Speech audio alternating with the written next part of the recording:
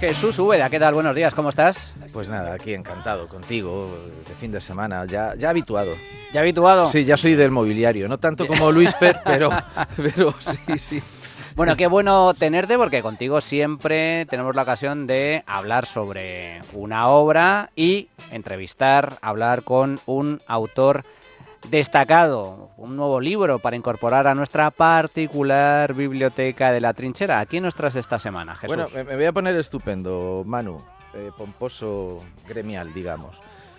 Porque con el periodismo, salvo excepciones y casi todas de dudosa honradez, no te vas a hacer rico. Eso lo sé desde primero de carrera, ¿no? Pero oye, a los que somos periodistas por vocación, a los que, parafraseando a Cánovas, somos periodistas porque no podemos ser otra cosa, la profesión nos suele dar algunas alegrías y el invitado que tenemos hoy nace fruto de una de estas alegrías, ¿no?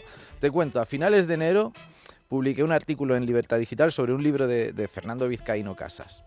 El libro tiene un título, vamos, de la leche. 1975, el año en que Franco murió en la cama. Salió en Planeta, creo, en 1992. El artículo funcionó muy bien y una de las personas que lo leyeron fue Eduardo Vizcaíno, el hijo del escritor. Un tipo que fue muy amable, se puso en contacto conmigo, lo entrevisté para el periódico. También la entrevista funcionó muy bien.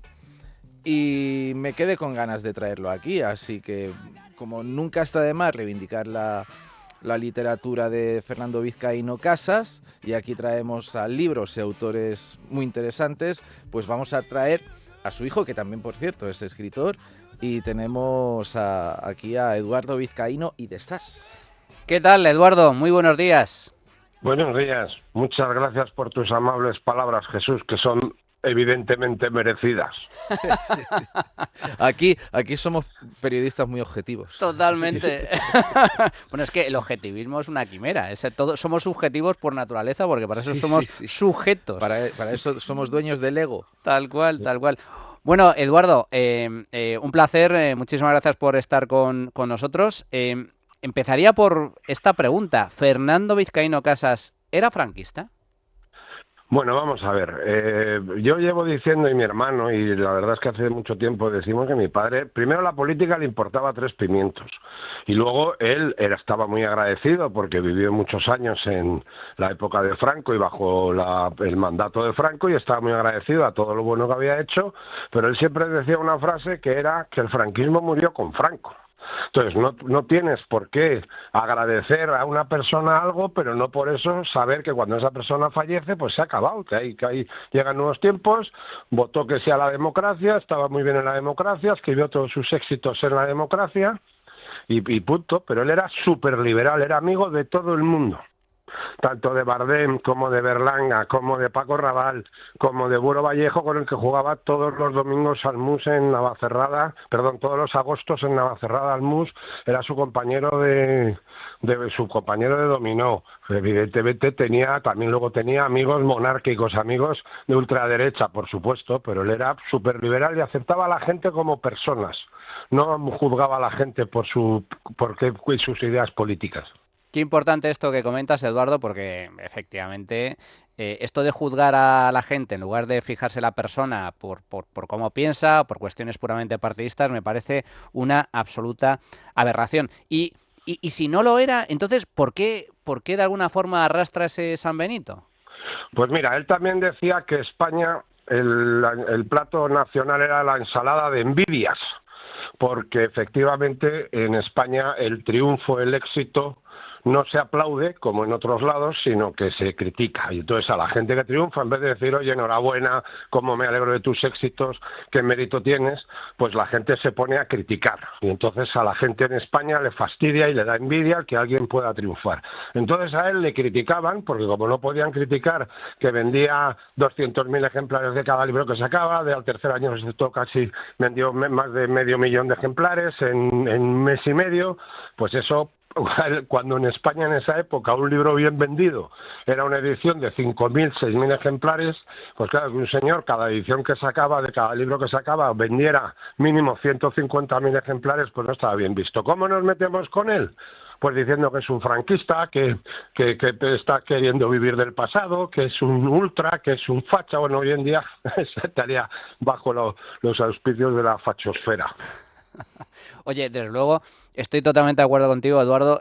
Para mí, uno de los graves problemas que tiene España es la envidia. Es un país de envidiosos y eso es algo terrible, a diferencia de otras culturas y otros países donde se admira al que tiene éxito. En España, la envidia hace que se pretenda machacar precisamente al que tiene éxito. Y relacionado, perdón, precisamente con esto, eh, ¿a qué se debía el éxito de tu padre? ¿Cuál es la fórmula de la Coca-Cola? ¿Por qué lograba vender tanto?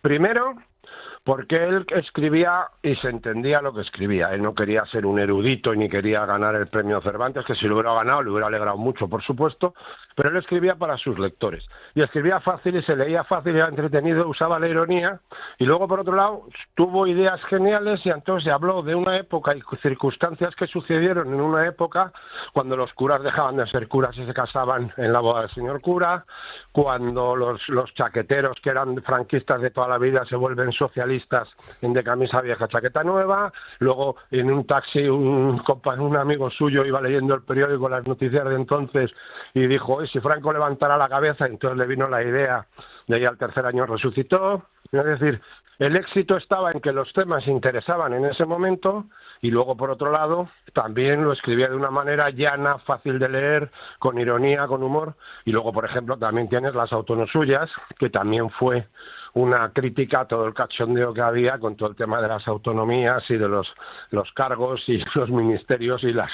consejerías, etcétera, etcétera, que también salieron en todos sus libros, luego todos se hicieron películas. No, yo le voy a pedir a Eduardo que nos cuente una anécdota de la que ya me habló hace pues unas semanas, que es maravillosa, y es que Fernando Vizcaíno Casas nació un 23 de febrero. Ah, sí, sí. Y entonces, pues estaba en la tertulia de Luis del Olmo y Luis del Olmo se quiso hacer el gracioso, digamos, y pasó una cosa que nos va a contar Eduardo. No se quiso hacer gracioso, es que le dijo, hablando, iba a llegar el 23 de febrero y hablando del tema, dijo, bueno, ¿qué opinas tú, Fernando, del 23 de febrero? Y entonces mi padre se refería al golpe de Estado del 23 de febrero, ¿no? Y mi padre dijo, hombre, en mi casa es un día que celebramos especialmente, en mi casa es un día maravilloso donde tomamos champán, en mi casa es un día que reunimos a toda la familia, hacemos una comida especial porque es un día en mi familia que celebramos con grandes ganas. Pero Fernando, ¿cómo me puedes decir eso, Fernando? ¿Cómo me puedes decir eso? No. Dice, no, es que es mi cumpleaños. Y entonces se quedó tan cortado Luis del Olmo que luego cuando terminó el contrato que tenía en el mes de julio, ya no le renovó ningún año más, entonces estaba en Onda Cero. Ostras, es que es cierto, lo he mezclado con una de Raúl del Pozo, que por lo visto Luis del Olmo, intentando hacerse gracioso, le preguntó, bueno, ¿y tú qué opinas de los homosexuales? No sé qué, como que le quería rascar algo con veneno a Raúl, ¿no? Y fue Raúl y le dijo, bueno, ¿quién con 4 o 5 copas no se ha tirado a un amigo? Y Raúl del Pozo, o sea, Luis del Olmo se cayó, no dijo nada. Es que Raúl del Pozo es muy meticuloso. Sí. Oye, Eduardo, ¿por qué Umbral, que era otro grandísimo escritor y además de grandísimo éxito, tenía tan atravesado a tu padre?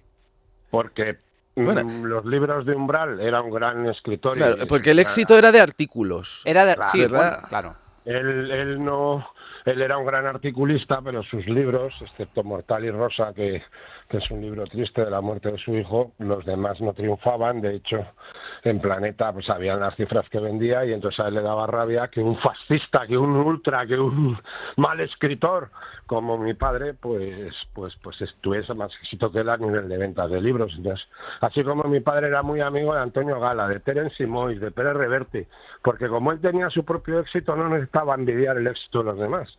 Pero a Umbral le cogió tirria por lo que fuera y bueno, pues es lo que hay, ¿qué le vamos a hacer?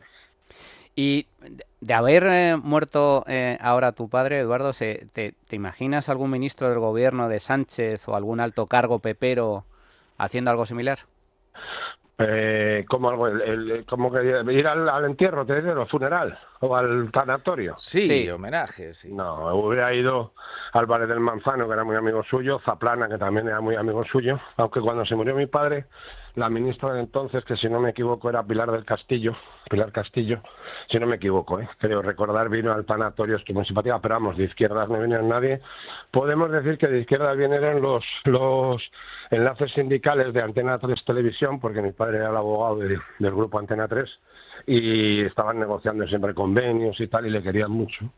Es que mi padre era muy normal, era un tío que cuando fuimos a la magistratura de trabajo y juzgado de lo social, que no le hacía ninguna gracia que le cambiaran el nombre porque él había sido abogado laboralista y le obligaron a hacerse abogado socialista. Y entonces en los juzgados de los sociales actuales fuimos a recoger su toga y por los policías de la entrada, pasando por el juez que estaba entonces en la sala de togas, todos se acordaban de él, le querían mucho, daba cigarros a todo el mundo, estaba dando cigarros a todo el mundo, hablaba con todo el mundo, no tenía ningún narcisismo ni ningún ego y era un tío de lo más normal. Y ya para terminar, Eduardo, ¿cuán viva está la obra de tu padre? Hombre, pues mira, mucho. El ejemplo es que sacaste tú lo del año que Franco murió en la cama, anteriormente habían sacado al tercer año resucitó en el mundo, durante el tiempo que ha estado todo el tema de Puigdemont y cada 2x3 en Twitter han subido el corte del vídeo de las autonosuyas donde Antonio Garisa y Tomás Blanco, uno es un representante de la Generalidad catalana y el otro es del gobierno vasco y se utilizan un intérprete porque no se entienden y entonces al final hablan en castellano porque los dos son hijos de madres españolas. Hoy en día muchas cosas, mi padre vaticinó lo que iba a suceder, fue un visionario y todavía yo me meto mucho en Twitter a ver, bueno, me gusta, estoy muy orgulloso de ser hijo de mi padre, soy un hijo de papá, que es otro de los libros que él sacó, estoy muy orgulloso de mi padre, cosa que muchos políticos no pueden decir. Eduardo Vizcaíno, muchísimas gracias, un auténtico placer el poder conversar contigo. Y a vosotros, y que sepas que yo todos los fines de semana me despierto contigo en la cama porque escucho La Trinchera de Llamas. Vale. Yo había pensado mal. Todas las mañanas a tu lado, que lo sepas. Pues muchísimas gracias, Eduardo. Fuerte abrazo. Un placer igualmente, adiós. Bueno, qué maravilla el poder contar con Eduardo, el poder revisar, repasar la obra de este grande de la literatura española, Fernando Vizcaíno Casas, cuyas obras, como bien nos comentaba su hijo Eduardo, aún hoy están de plena actualidad. Sí, y yo creo que sería muy interesante, Manu, una resurrección editorial de Vizcaíno Casas, porque tú vas a las librerías de segunda mano y están llenas, y en la solapa te vienen unas cifras de venta abrumadoras y hoy ficticias, digamos, ¿no? Y creo que sería interesante que la industria editorial recuperara a Fernando Vizcaíno Casas, al menos por probar. Sí, señor, un auténtico maestro y además un autor de grandísimo éxito, con ventas de 150, 200, medio millón de libros. O sea, una auténtica barbaridad. Como siempre, un auténtico placer, Jesús. Fuerte abrazo. Digo lo mismo, Manu, digo lo mismo.